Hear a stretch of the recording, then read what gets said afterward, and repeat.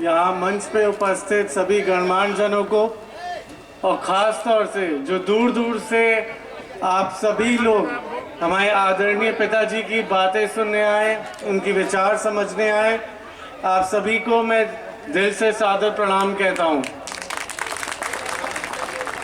साथियों, हमें आदरणीय बहन जी के कार्यकाल के वक्त को याद करने की जरूरत है। उस समय सभी लोग कितने सुरक्षित महसूस करते थे, खास तौर से इस प्रदेश की महिलाएं। आदरणीय बहन जी से अच्छा महिलाओं का दुख दर्द और कोई नहीं समझ सकता है।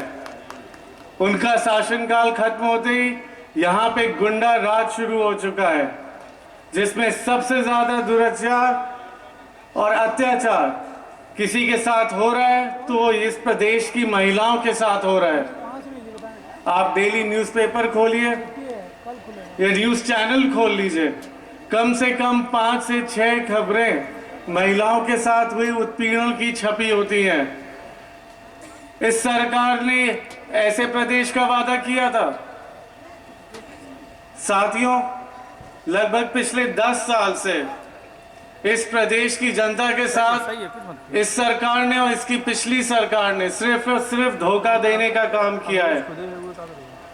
इन्होंने हमारे नौजवान युवा भाइयों बहनों को कहा था कि हम 2 करोड़ नौकरियां देंगे। वो तो छोड़िए, इन्होंने बदले में सिर्फ 2 करोड़ नौकरियां छीनने का काम किया है। कोरोना काल के वक्त खासतौर से जो लोग बेचारे बेरोजगार हुए थे या अलग अलग प्रदेशों से मजबूरी में उनको वापस अपने काम वाम छोड़ के वापस उत्तर प्रदेश अपने देश आना पड़ा था, उनको आज तक रोजगार नहीं मिला है। और जब भी हमारे बेरोजगार भाई बहन, नौजवान भाई बहन अपनी रोजगार की मांग लेके इस सरकार के पास जाते हैं तो ये बदले में सिर्फ लाठी और डंडे ही देती है। साथियों, आरक्षण के नाम पे भी ये सरकार सिर्फ धोखा देने का काम कर रही है। चाहे रेलवेज हो या और कोई भी सरकारी यूनिट्स हो, सब एक एक करके ये प्राइवेट कंपनियों के हाथों में बेचे दे रही है। और ये हर कोई जानता है कि प्राइवेट कंपनीज में कोई आरक्षण नहीं होता है, तो ना है कोई सरकारी नौकरी बचेगी और किस बात का रोजगार और अच्छा फ्यूचर। साथियों, वही उसी जगह आदरणीय बहन जी ने अपने कार्यकाल के वक्त 23,50,000 नौकरियां दी थी। उन्होंने सीएम बनते ही सबसे पहले सामान्य वर्ग की भर्तियों पर लगी रोक को हटाने का काम किया था। उनके शासनकाल के वक्त लगभग 1 लाख सफाई कर्मचारियों को भर्तियां दी गई थी और पूरा मान सम्मान हमारे अध्यापकों टीचरों को देते हुए लगभग 2 लाख टीचरों को नौकरियों पे रखा गया था आदरणीय बहन जी द्वारा।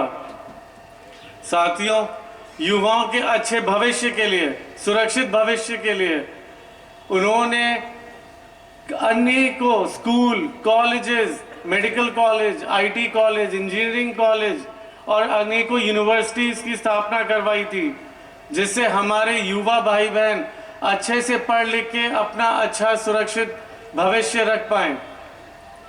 साथियों, इन लोगों ने सिर्फ और सिर्फ धोखा देने का काम किया। वहीं आदरणीय बहन जी ने अपने कार्यकाल के वक्त जितना डेवलपमेंट तब हुआ था उसके मुकाबले 20% डेवलपमेंट भी नहीं अभी हुआ है। यमुना एक्सप्रेसवे जो आगरा को दिल्ली से जोड़ता है, वो जो पहले 5 घंटे की दूरी थी वो महज 2 घंटे की दूरी में पूरा करने का काम आदरणीय बहन जी के शासनकाल के वक्त हुआ। और युवाओं की खासतौर से खेलकूद में रुचि को देखते हुए अनेकों स्टेडियम बनाए गए, काफ़ी योजनाएं लाई गई और एक तो एशिया का 8वां और हिंदुस्तान का एक लौता F1 रेसिंग ट्रैक आगरा में, नोएडा में बनाया गया था बहन जी के शासनकाल के वक्त, जिसने पूरे प्रदेश का, उत्तर प्रदेश का नाम पूरी दुनिया में रोशन करा था। साथियों, ये लोग सिर्फ झूठा और दिखावे का काम करते हैं। और कैसे? हर रोज आप देखते होंगे न्यूज़पेपर में, पोस्टरों में या टीवी चैनल्स के ज़रिए ये लोग सिर्फ अपनी तस्वीरें और झूठे प्रचार प्रसार फैलाने का काम करते हैं और तस्वीरें छपवाने का, जिसके लिए कम से कम ये लोग, मैं नहीं कह रहा हूँ, आप आरटीआई में निकलवा के देख लीजिए, 300 करोड़ रुपए प्रति महीना ये लोग खर्च करते हैं सिर्फ अपनी तस्वीरें और झूठे प्रचार छापने के।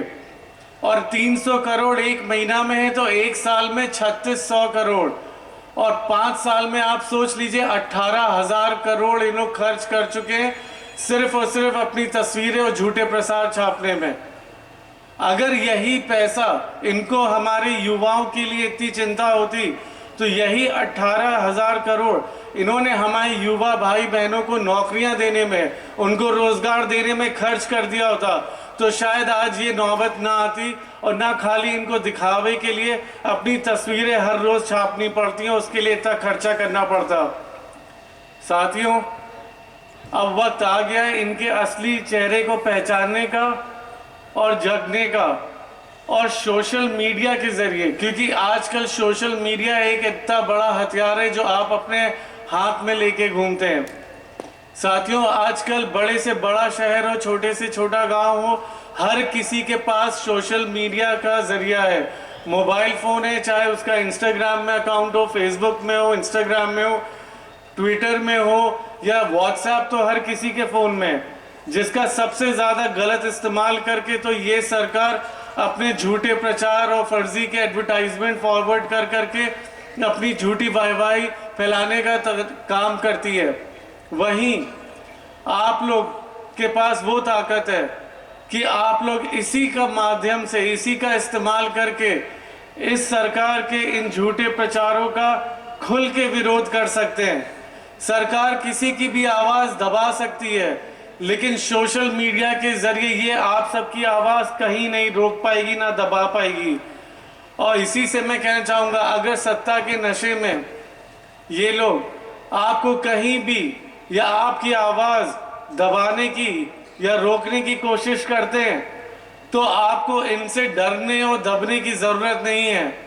कोई भी अगर आपको डराने की, दबाने की कोशिश करे तो आपको बस उसको इतना बता देना है कि आदरणीय बहन जी 5वीं बार इस प्रदेश की मुख्यमंत्री बनके आने जा रही हैं। वो खुद ब खुद कहीं डर के छुप के अपने घर में या कहीं बिल में घुस के बैठ जाएगा। साथियों, मेरे पास बातें बहुत हैं, लेकिन आप लोग काफ़ी देर से यहाँ पे बैठे हैं हमारे आदरणीय पिताजी के विचार सुनने के लिए, तो मैं ये वादा करता हूँ मैं आपके पास फिर से आऊँगा, दोबारा आऊँगा, तिबारा आऊँगा, जितनी बार ज़रूरत पड़ेगी, ख़ास तौर से अपने युवा साथी भाई बहनों की मदद के लिए, उनसे कंधा से कंधा मिला के उनकी दिक्कतों का सामना करने के लिए मैं हूँ यहाँ पे और मैं आता रहूँगा। लेकिन मैं बस ये बताना चाहूँगा, जो बातें आज आप लोग, मेरे आदरणीय पिताजी के विचार आप लोग सुने, उनको समझकर यहीं छोड़ के नहीं जाना है, उनको अपने साथ लेके जाइए और घर घर जाके ये उनके विचार पहुंचाने का कार्य करिए और घर घर जाके बता दीजिए कि आदरणीय बहन जी दोबारा आ रही हैं। साथियों, इन्हीं शब्दों के साथ मैं बस आप सबसे आज्ञा लेना चाहूँगा और मैं चाहूँगा, क्योंकि आपका हौसला और आपका जोश देख के हम सबको ताकत मिलती है और हम सबको आपके लिए कुछ करने की और चाह बढ़ती है और हौसला बढ़ता है। लेकिन इतना बता दूं, सुरक्षित, खास तौर से युवाओं को सुरक्षित, बेहतर और रोजगार ये चाहिए, तो इसी चीज़ के लिए आदरणीय पिताजी हमारे और मैं, हम लोग लगे हुए हैं जगह जगह जा के पूरे प्रदेश में। अब तक 36,000 किलोमीटर हम लोग चल सके लोगों की दिक्कतें समझने में, और एक ही उसका खाली उपाय है कि इन दिक्कतों का, कि जब आदरणीय बहन जी इस प्रदेश की 5वीं बार मुख्यमंत्री बन के आएंगी, तभी सब युवाओं की और सब बेरोजगार लोगों की और ख़ास तौर से इस प्रदेश की महिलाओं की दिक्कतों का समाधान होएगा। तो हम सबको आज कसम खा लेनी है कि अब हम चुप नहीं बैठने वाले हैं जब तक आदरणीय बहन जी को 5वीं बार इस प्रदेश का मुख्यमंत्री ना बना दें। साथियों, अगर आप सब, खासतौर से युवा साथी लोग, आप सब अगर मेरे साथ हैं तो एक बार हाथ उठा के कस के बोलिए कि आदरणीय बहन जी आ रही हैं। जय भीम, जय भारत, जय परशुराम।